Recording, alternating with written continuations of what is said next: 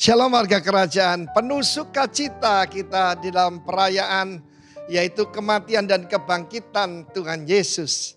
Dan tema yang kita ambil, More Than Amazing Grace, Heavenly Grace. Karena itu mungkin kalau dikasih judul, saya berkhotbah tentang The God That Stooped Down, Tuhan yang membungkuk ke tanah. Kita melihat dalam Yohanes pasal ke-8, satu kisah yang menggambarkan siapa Tuhan dan Allah kita dan Raja kita itu. Seorang perempuan yang tertangkap basah berzina. Jadi bukan lagi kata orang, bukan karena konten porno, tetapi tertangkap dalam keadaan bukan tertangkap kering, tertangkap basah. Dilemparkan ke depan Yesus. Saya bayangkan dalam film The Passion itu. Dan pada saat itu mereka berkata, "Guru, menurut hukum Musa, wanita semacam ini, bukan pasangan ya, wanita semacam ini, wanita selalu jadi sasaran. Harus dirajam dengan batu sampai mati. Apa katamu?" Dan Yesus membungkuk ke tanah dan menulis. Seorang raja tidak akan membungkuk ke tanah. Dia datang sebagai hamba. Dia mengosongkan dirinya, kenosis. Ketika menciptakan manusia pertama Adam, Allah turun dari langit. Dan bukan cuma berjejak di tanah, membungkuk ke tanah, mengotori tangannya yang mulia, membentuk tubuh daripada Adam. Dan mengembuskan nafas kehidupan, roh dari sorga, tapi tubuh dari bumi. Dan Yesus menulis ke tanah. Pada saat itu mereka mengajukan satu jebakan buat Yesus. Kalau Yesus berkata, emangnya gue pikirin rajam saja. Dia akan berurusan dengan otoritas Romawi. Tetapi kalau dia bilang, jangan dong, kasihan kan. Beri dia kesempatan. Maka dia dalam posisi susah. Berarti dia melanggar hukum Taurat. Tapi dia berkata, barang siapa tidak pernah berbuat dosa. Hendaklah dia melemparkan batu yang pertama kali. Dan kemudian dia kembali membungkuk ke tanah. Tapi sebelumnya dia bangkit. Ini gambaran bagus. Waktu Jumat Agung dia membungkuk ke tanah. Bahkan ketika dia memanggul patibulum, bagian horizontal dari salib. Tuhan yang tidak pernah membungkuk itu, membungkuk karena beban daripada salib. Saya dengar sekitar 50 kilogram. Sehingga dia terjatuh beberapa kali. Dia membungkuk kembali dan menulis di tanah. Itu jari yang pernah membuat 10 perintah Allah dengan jarinya. Dan dalam Alkitab jari selalu berbicara the Spirit of the Lord. Kuasa Tuhan, the power of God. Dan kemudian mereka mundur satu persatu dari yang paling tua sampai yang paling muda. Ada banyak sekali spekulasi apa yang ditulis Yesus. Tapi saya percaya jari itu mengukir di hati mereka. Hati mereka tersentuh. Lalu kemudian Yesus bertanya pada wanita itu, dia berdiri lagi. Cuma ada wanita itu. Di manakah orang yang menghukum engkau? Where are thou accuser? Accuser itu penuduh, pendakwa. Iblis itu diabolos, pendakwa. Jangan yang suka menghakimi orang nunjuk-nunjuk jari ya anaknya si pendakwa, saudara-saudara kita itu. Tidak ada Tuhan. Pergilah dan jangan berbuat dosa lagi. Yesus datang bukan cuma ngampuni dosa, tapi menyelesaikan ketidakbenaran. Dan memberikan kita grace, yaitu anugerah untuk bisa tidak berbuat dosa.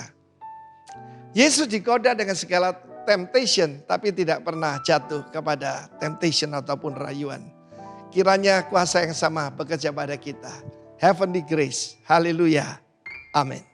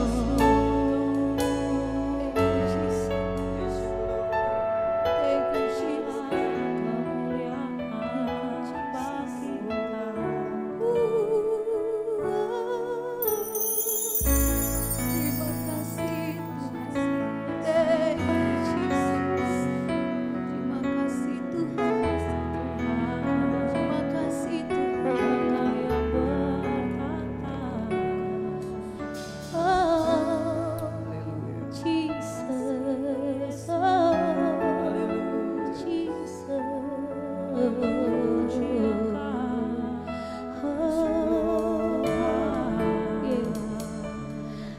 great is our God. Sing with me, how great is our God. And all will sing, how great is our God.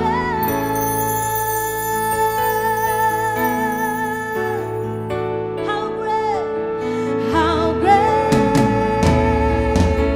is our God. Sing with me, how great is our God. All will sing, how great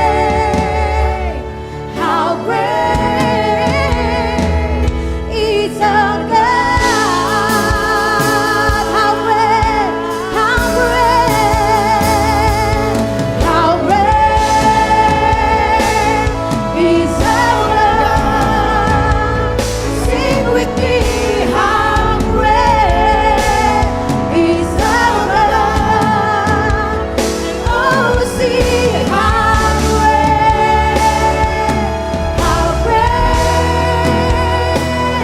is our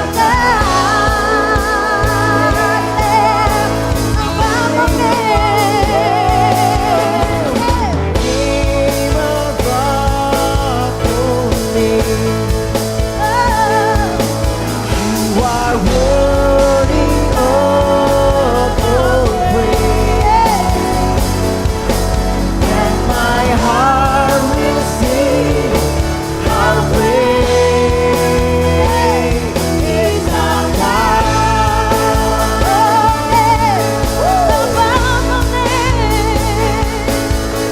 Your name above all names. You are worthy.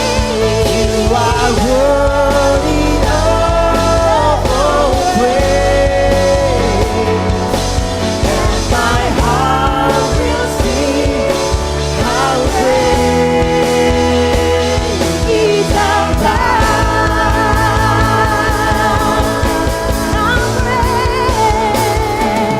How great is our God. Sing with me, how great is our God. Oh, sing, how great is our God. Is our God.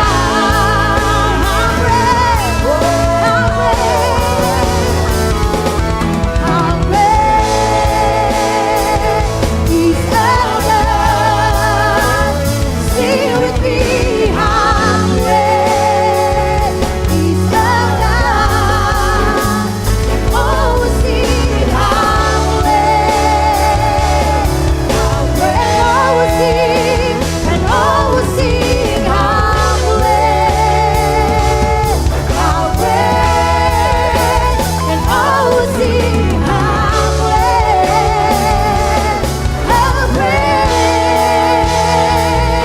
is our God. How great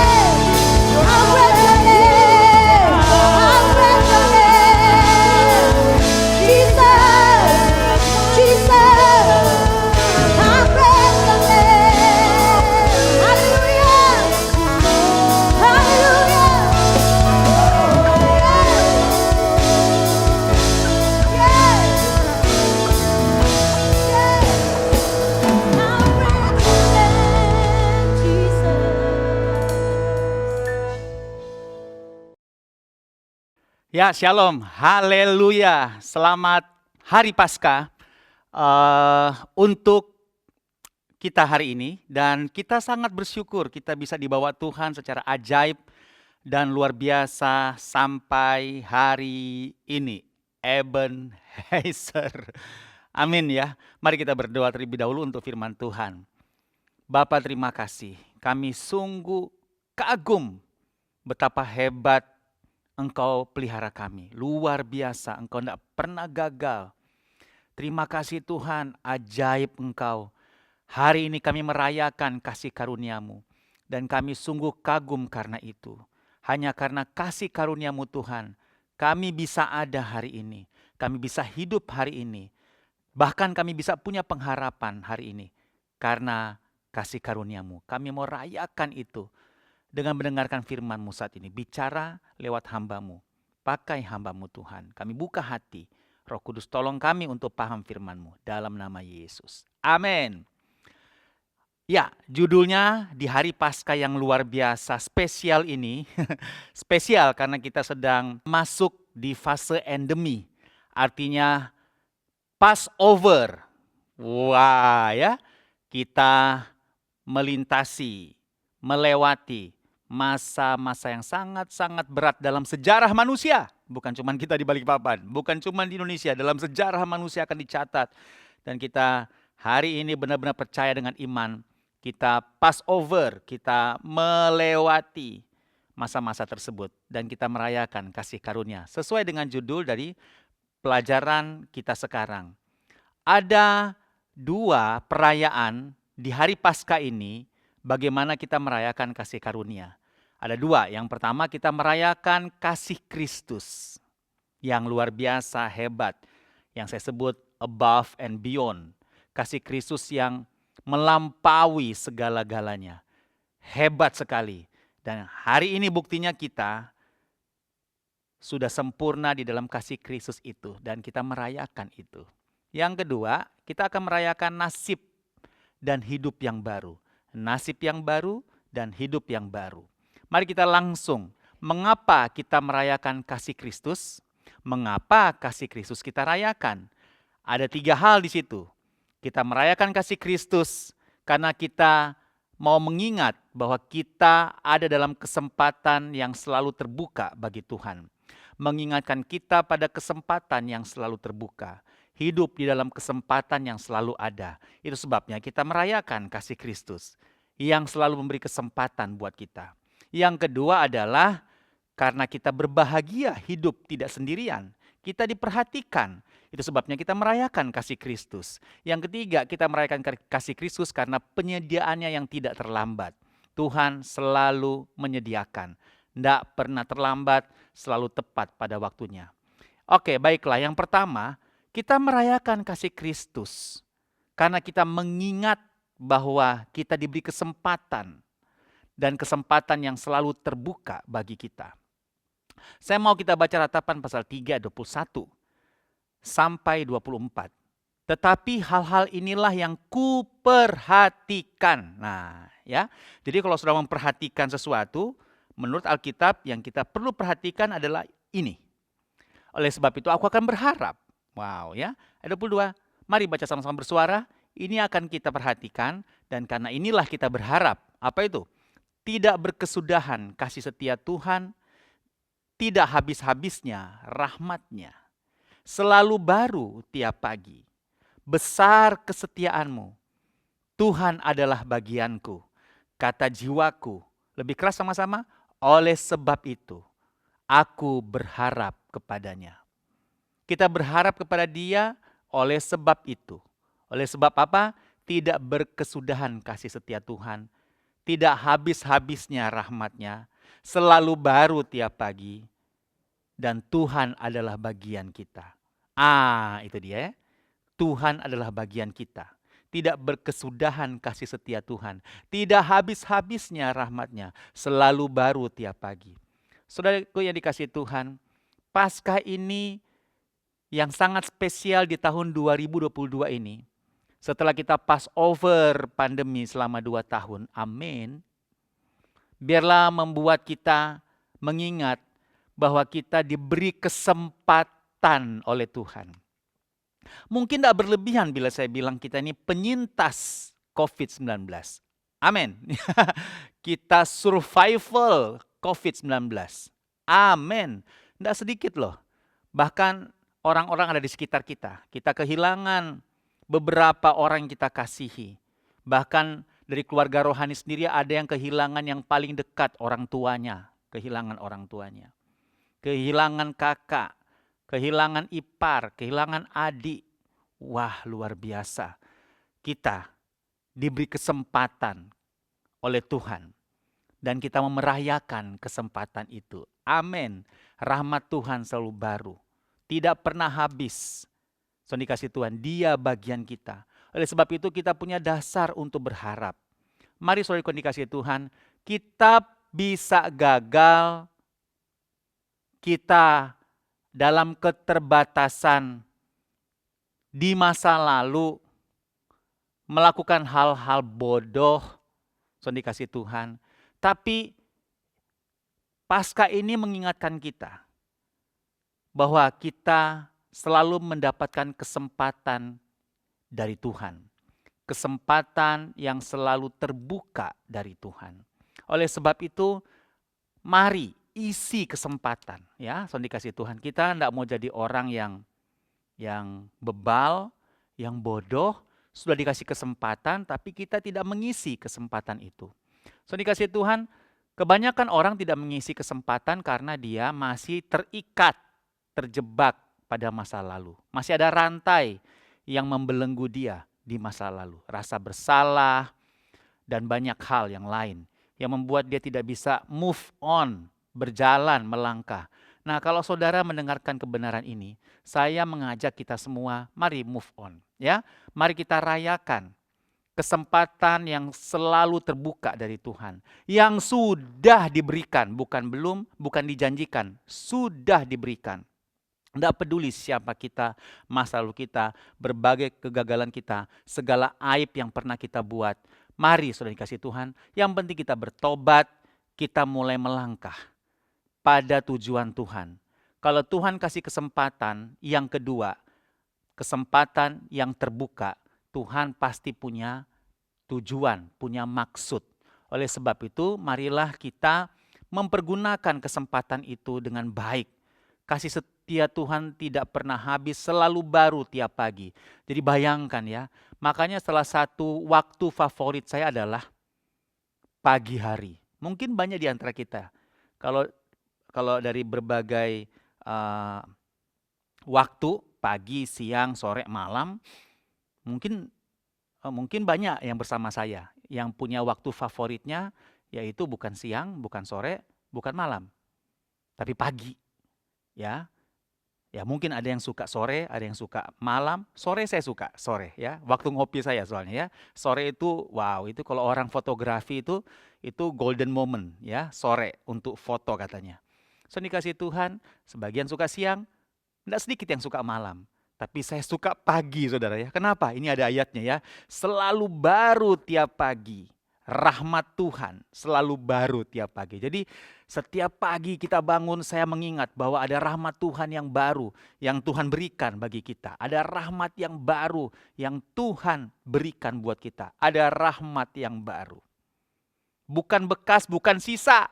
Baru, mungkin nasi yang kita simpan, nasi semalam. Tapi rahmat Tuhan bukan rahmat yang dipanasin, rahmat yang baru.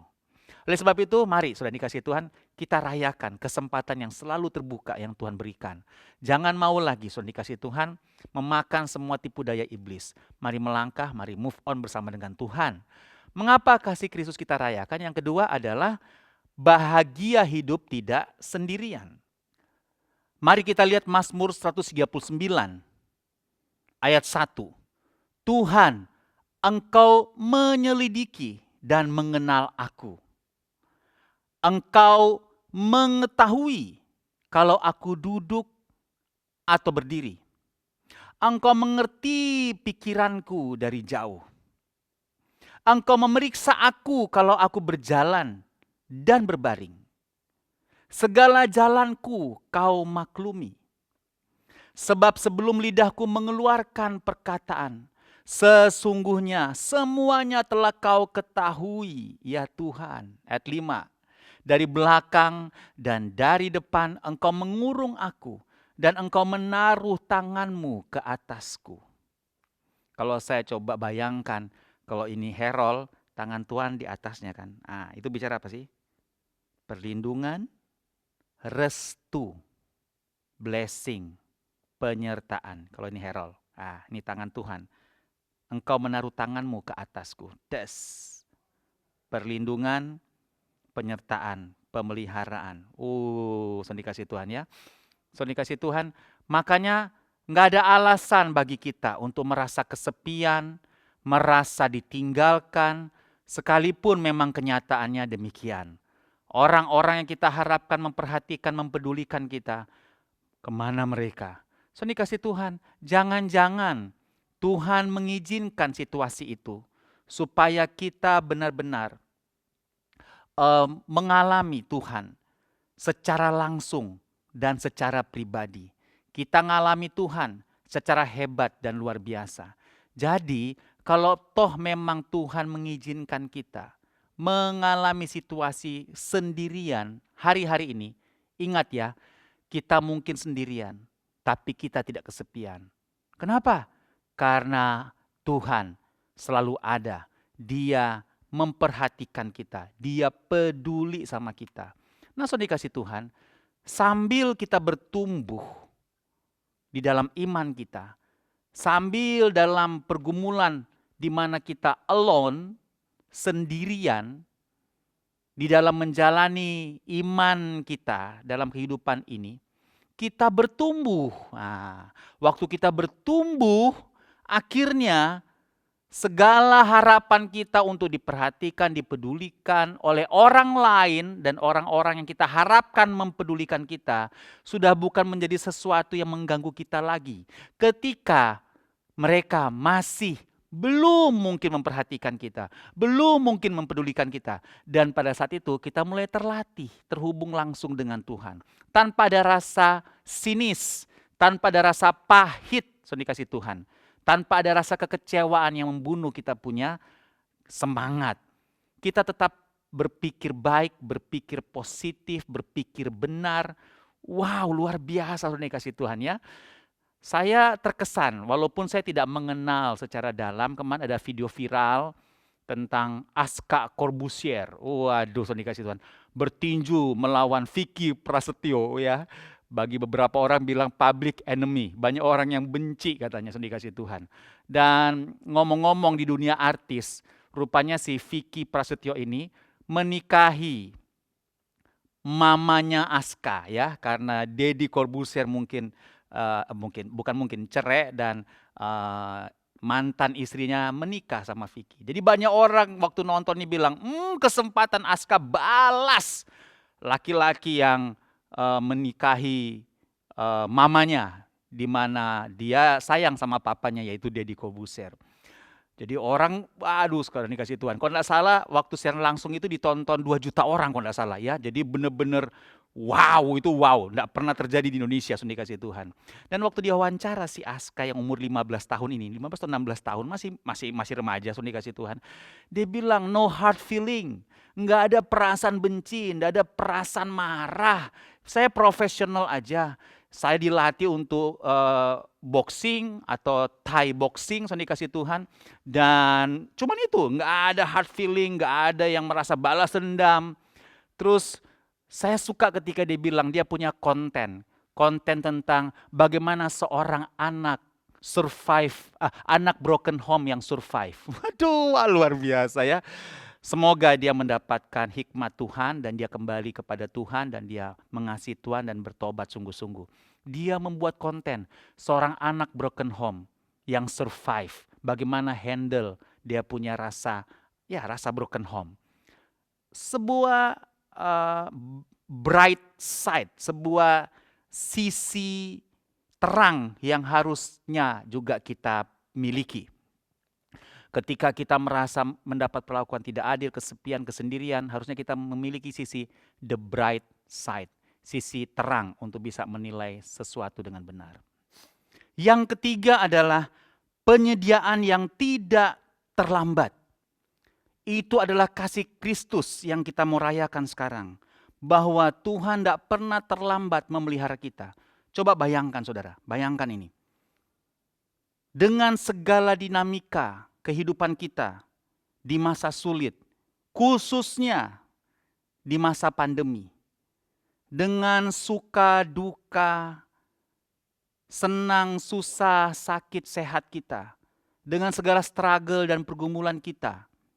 Lihat, hari ini nih menunjukkan apa?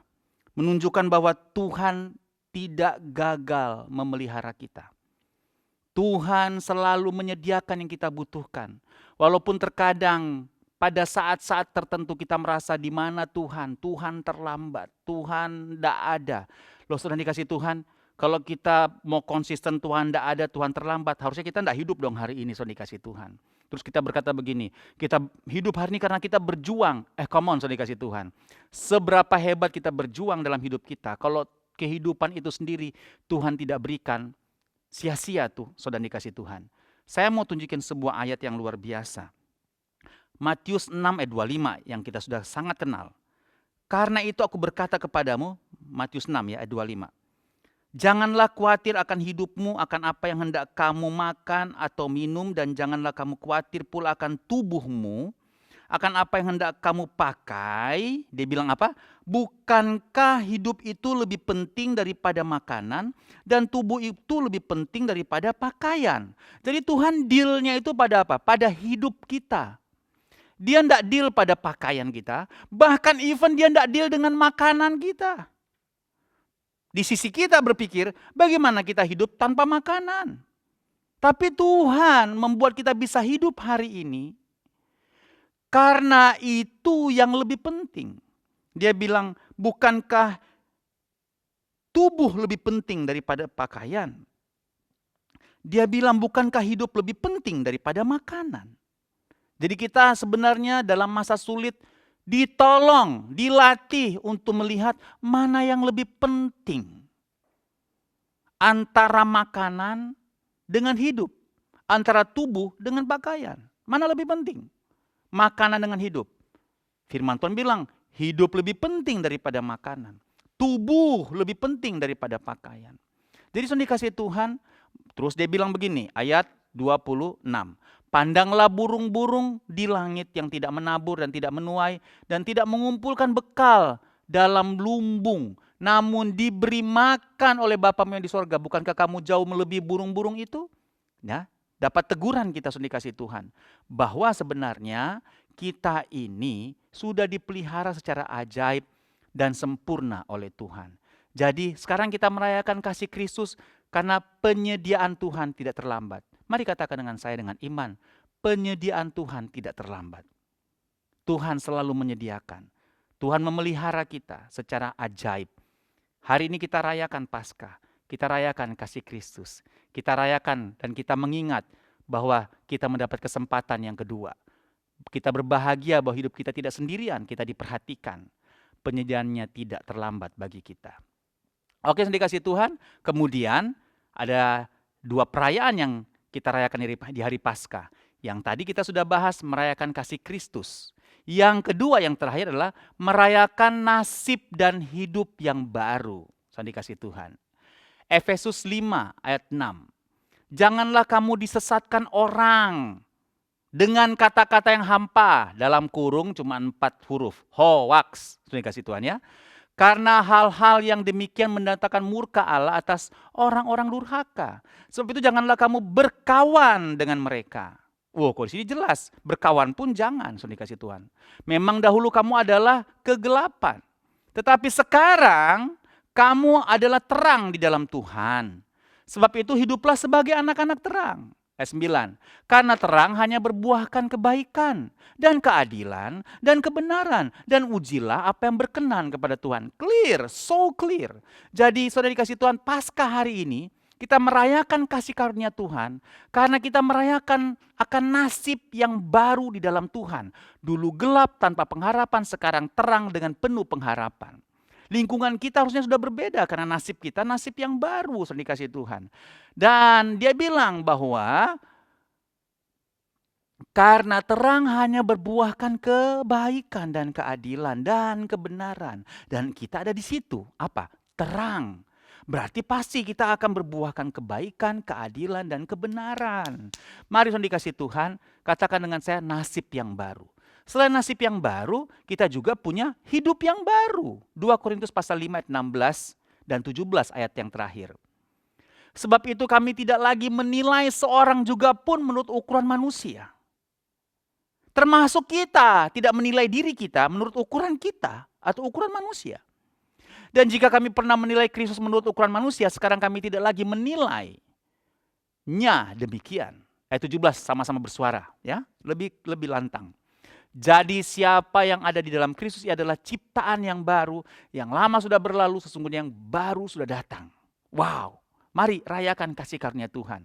Kita tidak hanya dapat nasib yang baru, tapi kita dapat hidup yang baru dalam Tuhan. Total baru. Amin, saudara kasih Tuhan. Amin. Mari aminkan dengan iman kita. Hari ini, saya percaya, saya dengan nasib yang baru.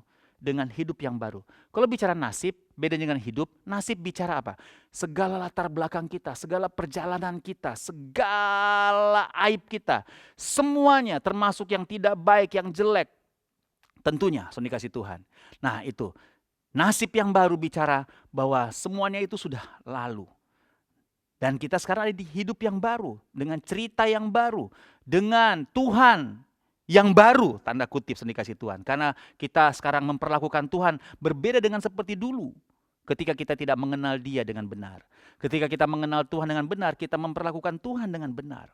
Maka kita memiliki hidup yang baru, nasib yang baru, dengan segala pengharapan yang luar biasa di dalam Tuhan. Mari saudara kasih Tuhan, saya sudah selesai, tapi mari kita rayakan kasih karunia Tuhan. Percayalah pada janji Tuhan. Firman Tuhan sudah kita dengar, kita sudah baca. Kalau perlu Anda review lagi khotbah ini untuk memastikan kita tidak perlu terus ditindas dan ditekan, diintimidasi oleh kebohongan iblis terhadap kehidupan kita. Sebaliknya kita overcome, kita mengatasi segala tekanan, segala intimidasi itu dengan firman Tuhan. Bahwa kita percaya kita ini diperhatikan Tuhan, mengalami nasib yang baru bersama dengan Tuhan, punya cerita yang baru bersama dengan Tuhan, bahwa kita ini dipelihara. Tuhan menyediakan kita tidak pernah terlambat, dan Tuhan berikan kita kesempatan yang selalu terbuka bagi kita. What a life! Betapa hidup yang luar biasa yang Tuhan berikan kepada kita. Hidup yang diberi kesempatan, yang tidak pernah sendirian, yang diperhatikan, disertai, di-blessing oleh Tuhan. Di mana Tuhan juga menyediakan segala sesuatu yang kita butuhkan tidak pernah terlambat. Dan kita diberikan nasib yang baru, hidup yang baru oleh Tuhan. Tinggal kita hanya percaya dengan iman kita, melangkah di dalam kekuatan Tuhan.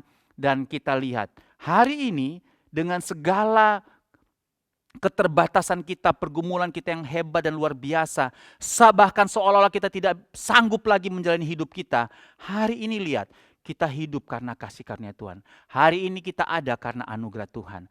Bukti bahwa Tuhan tidak gagal memelihara kita. Haleluya! Mari kita rayakan kasih karunia Tuhan. Selamat Paskah, selamat hidup dalam nasib yang baru dan hidup yang baru bersama dengan Tuhan. Amin. Mari kita berdoa. Tuhan, kami sangat bersuka cita. Kami berpengharapan dalam Tuhan. Tangan Tuhan ada di atas kami. Engkau selalu ada. Kami berbaring, kami berjalan, kami tidur. Apapun keadaan kami, semuanya Engkau maklumi. Bahkan sebelum keluar dari mulut kami pun, Engkau sudah tahu. Tidak ada alasan bagi kami untuk merasa kami tidak diperhatikan, tidak dipedulikan. Tuhan memperhatikan kami, mempedulikan kami. Sekalipun kami alone, kami sendirian hari-hari ini. Yes, kami dilatih oleh Tuhan untuk punya pikiran yang baik, pikiran yang benar. Sehingga kami bersikap dengan lebih baik lagi. Sesuai dengan firman-Mu tentunya.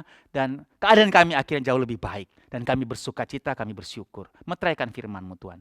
Terima kasih Tuhan. Haleluya. Amin. Amin, saudara kasih Tuhan. Shalom.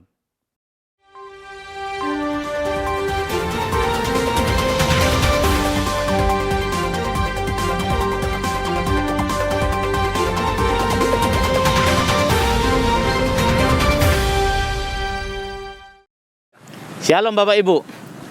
Minggu ini untuk update pembangunan Rock Home minggu ini, yaitu jalan sudah bisa dilewati. Tadi kita lihat mobil Pak Gembala, Pak Erol sudah bisa turun sama naik dengan lancar. Kalau kita lihat di sudut ini itu kemiringan jalannya sekitar 12 derajat, agak naik di sini di 18 derajat. Tapi at least semuanya lamsam, masih ada, kalau bahasa dari itu masih ada napas untuk kita bisa naik ataupun turun. Kemudian ini kita pasang kanstin untuk keamanan dari Bapak Ibu. Jadi kondisi kita bikin kanstin di bawah, nanti sampai ke sana persis di jaluran jembatan sana kita akan bikin yang namanya untuk railing jembatannya. Kemudian kalau kita lihat Bapak Ibu di sana itu dipasang barrier. Barrier itu adalah penghalang, jadi itu nanti kita pasang ban untuk keamanan, jadi safety. Bapak Ibu kalau dari atas kondisinya akan nyaman untuk turun sampai ke bawah. Nah, at least kondisi pekerjaan ini akan kita buat sungguh nyaman. Kemudian kita buat juga, kita akan coba atur untuk parkir, untuk pembukaan satelit. Nah, rencana sama seperti yang disampaikan bahwa nanti akan dibuka satelit yaitu ibadah jam 5. Nah, itu di sana tempatnya yang sudah siap. Kemudian kita juga akan buatkan jalan baru untuk di atas. Dari sini ada beberapa yang bisa kita ini, dan itu berkat untuk kita nanti dapat jalan baru. Itu aja update minggu ini. Tuhan berkati.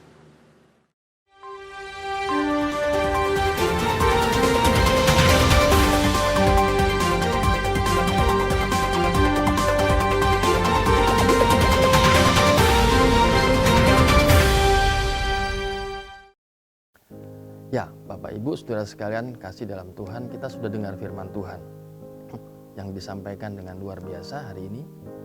Dan mari kita sepakat sehati, kita akan meteraikan semua firman yang kita dengar ini dengan melakukan perjamuan kudus. Sambil Bapak Ibu mempersiapkan roti dan anggur, demikian juga dengan saya. Kita angkat roti kita di tangan kanan kita dan berkat. Saya akan bacakan firman Tuhan. Apa yang kuteruskan kepadamu telah kuterima dari Tuhan, yaitu pada malam waktu dia diserahkan, dia mengambil roti, mengucap syukur atasnya, memecah-mecahkannya dan berkata, inilah tubuhku yang diserahkan bagi kamu.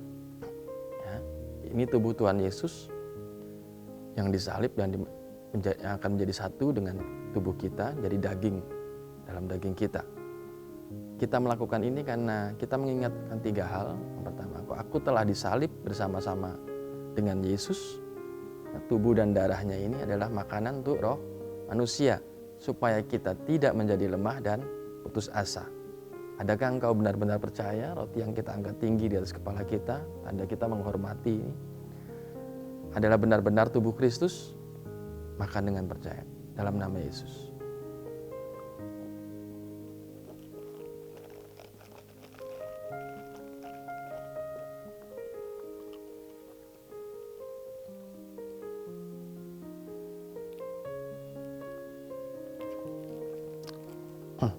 Kita angkat cawan kita di atas lebih dari kepala kita. Demikian juga dia mengambil cawan. Cawan ini adalah perjanjian baru oleh darahku yang ditumpahkan bagi kamu. Untuk pengampunan dosa, untuk kesembuhan, untuk meterai. Sebab ini meterai yang hidup, darah Yesus Kristus. Dan adakah benar-benar kita percaya juga bahwa cawan yang kita angkat tinggi di atas kepala kita ini adalah benar-benar darah Kristus? Mari kita minum dengan percaya dan iman.